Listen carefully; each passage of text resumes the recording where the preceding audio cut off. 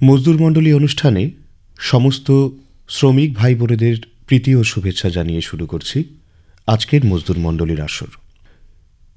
আমাদের আজকের আসরে উপস্থিত হয়েছেন ন্যাশনাল পাওয়ার ইঞ্জিনিয়ারিং কোম্পানির কর্ণধার শ্রী অভিষেক আগরওয়াল।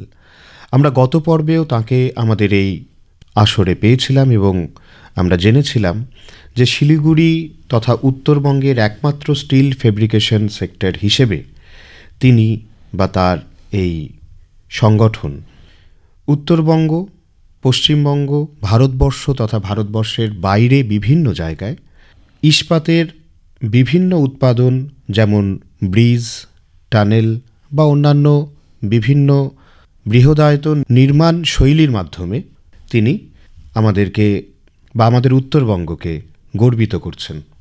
এই পর্বে আমরা তার যেই বিশাল কর্মযজ্ঞ তার আরেকটি দিক নিয়ে এখন আলোচনা করব।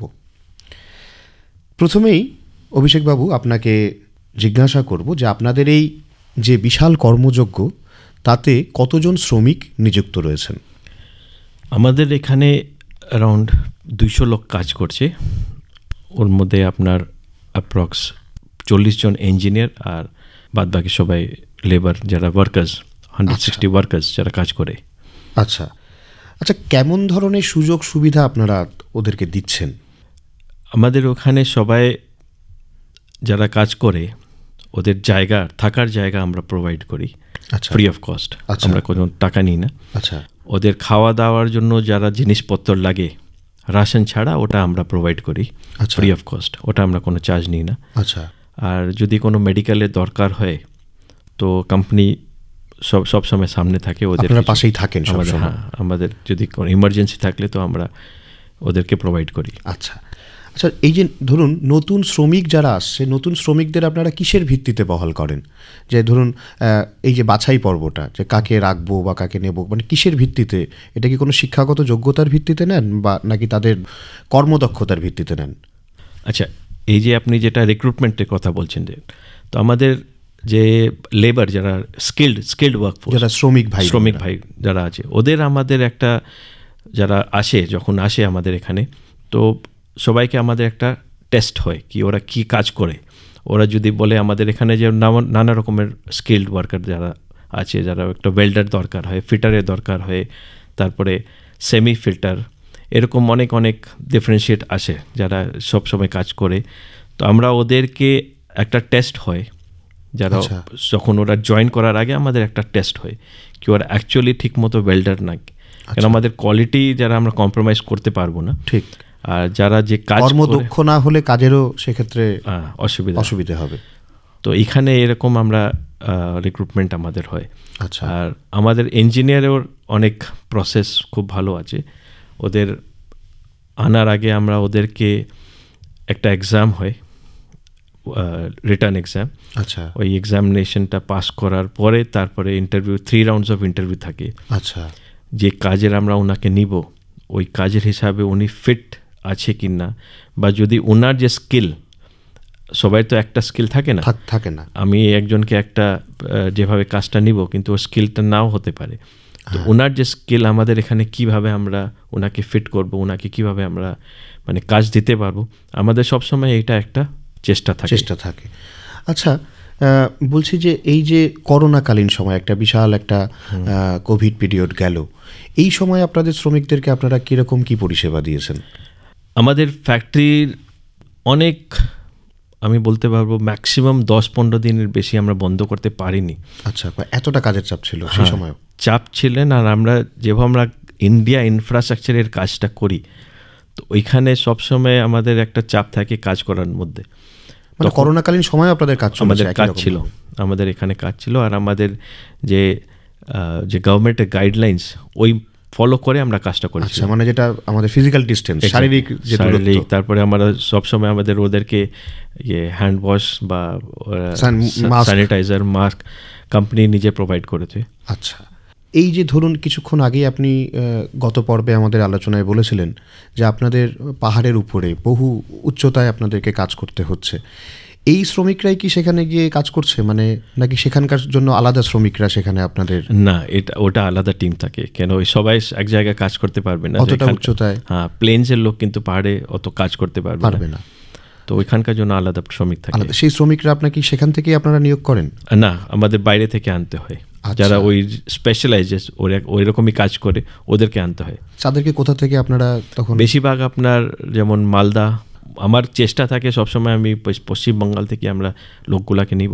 আচ্ছা, মালদা একটা জায়গা, তারপরে আপনার এখানে রাজগঞ্জ, রায়গঞ্জ, এসব জায়গা থেকে কিন্তু অনেক লোকগুলো আছে এরা কাজ করে, বাইরে বাইরে কাজ করে। আর যখন আমাদের যেটা রিক্রুটমেন্ট যেটা বললেন, আমরা যেভাবে একটা কোম্পানি যেটা তৈরি করেছি এখানে, আমি সবসময় চেষ্টা করি কি এখানকার যে পশ্চিমবঙ্গার বা এখানকার যে লোক, যে ছেলে মেয়ে যারা বাইরে কাজ করছে, ওদেরকে চান্স দেওয়ার কি তুমি আসো, তুমি নিজের রাজ্য থেকেই তোমরা বাড়ির ভাত খেয়ে কাজ করো, হ্যাঁ এখানে আসো আর আমরা তোমাকে কাজ দিব, আমাদের সবসময় একটা চেষ্টা থাকে। আচ্ছা, এই যে শ্রমিকরা যারা যারা কাজ করছে তাদের এছাড়াও ধরুন দুর্গাপূজা বা আপনাদের নিশ্চয়ই বিশ্বকর্মা পূজা, এই কোনো বিনোদনের কোনো ব্যবস্থা বা এইরকম ধরনের কি কিছু আপনাদের কোম্পানি থেকে কিছু করা হয়? হ্যাঁ, আমার দুর্গাপূজার সময় আমরা সবাইকে বোনাস দিই।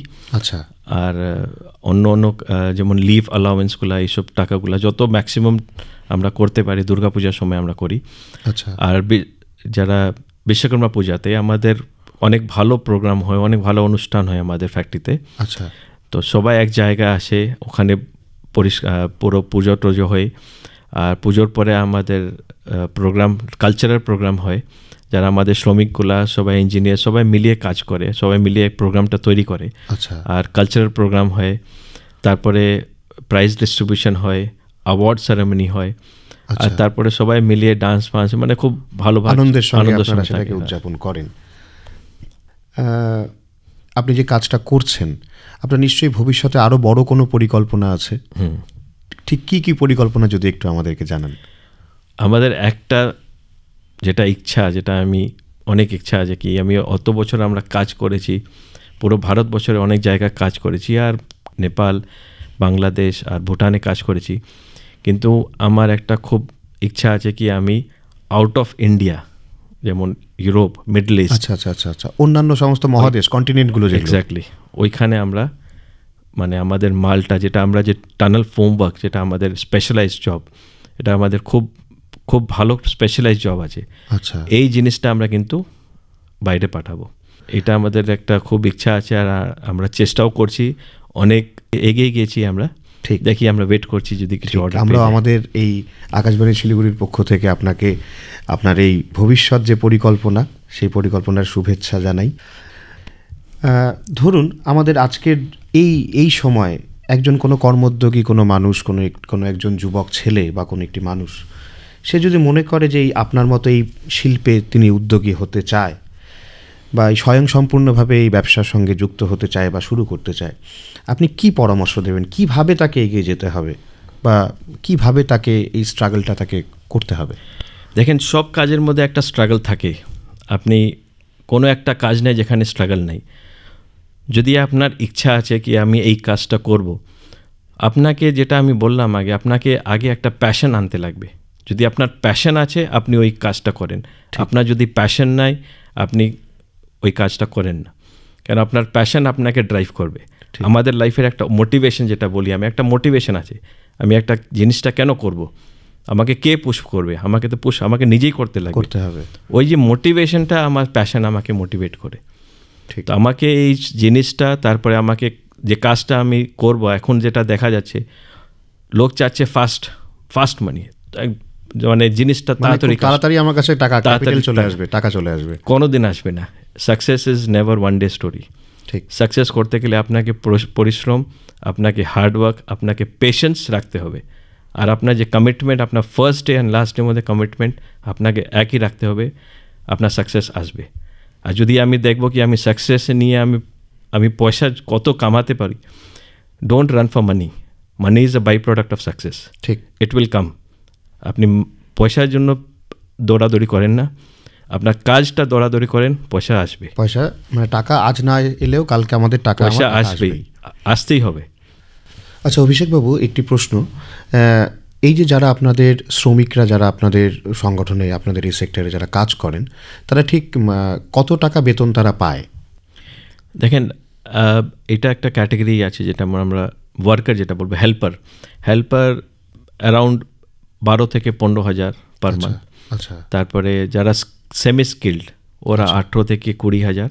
আচ্ছা। আর যারা মানে স্কিল্ড ওয়ার্কার ওরা 25,000 থেকে 30,000 পর্যন্ত বেতন পায়। হ্যাঁ। আরেকটি প্রশ্ন, ধরুন একজন কোনো কর্মোদ্যোগী, কোনো একজন শ্রমিক, তিনি যদি মনে করেন আজকে আমাদের এই অনুষ্ঠান শুনে যদি মনে করেন যে আপনার এই সেক্টরে তিনি শ্রমিক হিসেবে তিনি কাজ করতে চান, তিনি কিভাবে আপনাদের এখানে আবেদন করতে পারেন? আমাদের মাঝখানে একটা কন্ট্রাক্টর আছে, যারা মানে উনি যত শ্রমিকগুলা কাজ করে ওই কন্ট্রাক্টরকে মানে কথা করে, থ্রু কন্ট্রাক্টর উনি আসেন। আচ্ছা। আসতে পারে। আচ্ছা। যারা লেবার কন্ট্রাক্টর যেটা আমরা বলি, উনি লোকগুলা যে আসবে আগে ও ব্যাকগ্রাউন্ডটা দেখতে হবে, কেন দেখে সবাইকে আমরা নিতে পারবো না। তো আগে ওর ব্যাকগ্রাউন্ডটা দেখে, তারপরে আলোচনা করে, কথাপত্র হয়, তারপরে ওনার কী কাজ উনি জানেন, কী স্কিল্ড ওয়ার্কার বা কী কীরকম কাজ করে, ওইটা শুনে তারপরে আমাদের অফিসে একটা আবেদন পাঠায় কি এরকম লোকগুলাকে আমাকে রাখতে চাচ্ছি। তো তারপরে অফিস থেকে আমাদের একটা সিস্টেম আছে, দ্য অ্যাডমিট কার্ড, টেম্পোরারি, তারপরে নিজের যোগ্যতা দেখাতে পারে। যদি দেখাতে পারে, তার ফ্যাক্টরি থেকে রিপোর্ট আসে কি হ্যাঁ এদেরকে রাখতে পারি। আমাদের শেষ প্রশ্ন আপনাকে, যে এই যে এত বড় কর্মযজ্ঞ আপনি বলছেন 2006-07 সাল থেকে মোটামুটি ধরুন 16 বছরের মতো আপনি এই কাজের সঙ্গে জড়িয়ে আছেন, কখনো কোনো বাধার সম্মুখীন হয়েছেন, যে খুব প্রবলেম, খুব এরকম বাধা, কোনো বাধা না বললে আমি বলবো চ্যালেঞ্জ। আমার জন্য আমি সবসময় দেখি আমার সামনে কি চ্যালেঞ্জ আসে, তো ওই চ্যালেঞ্জটা নিয়ে আমরা আগে বড়ি। আচ্ছা। আমাদের জন্য আর আমার সবাই যে শ্রমিকরা আছে যারা কাজ করছে, আমি সবাইকে একটা জিনিস বলি, তোমার যদি প্যাশন থাকলে তুমি যে কোনো জিনিসটা করতে পারবে, প্যাশন না থাকলে কোনো দিন করতে পারবে না। ঠিক। তো যখনই আমরা কাজটা করি, আমাদের একটা প্যাশন নিয়ে আমরা কাজ করি, একটা অনেস্টি নিয়ে কাজ করি, আর একটা কমিটমেন্ট নিয়ে কাজ করি, এই জিনিসটা যদি আমাদের মধ্যে থাকে সব সময়, তখন আমি যে কোনো বাধা, যেটা আপনি বলছেন আমি চ্যালেঞ্জ বলবো, আমি যে কোনো চ্যালেঞ্জ আমি নিতে পারবেন। আমাদের আজকের মজদুর মণ্ডলী অনুষ্ঠানে এতক্ষণ আমরা শুনছিলাম steel fabrication sector national power engineering কোম্পানির কর্ণধার শ্রী অভিষেক আগারওয়ালের সাক্ষাৎকার। অভিষেক বাবু, আমরা অন্তঃকরণে চাইব যে আপনার এই কোম্পানি এই সততা, এই নিষ্ঠা, এই পরিশ্রমের উপর ভিত্তি করে আরও এগিয়ে যাক, উত্তরবঙ্গকে আরও সাফল্যের দিশা দেখাক। আমাদের আজকের মজদুর মণ্ডলীর অনুষ্ঠান আমরা এখানেই শেষ করছি। নমস্কার।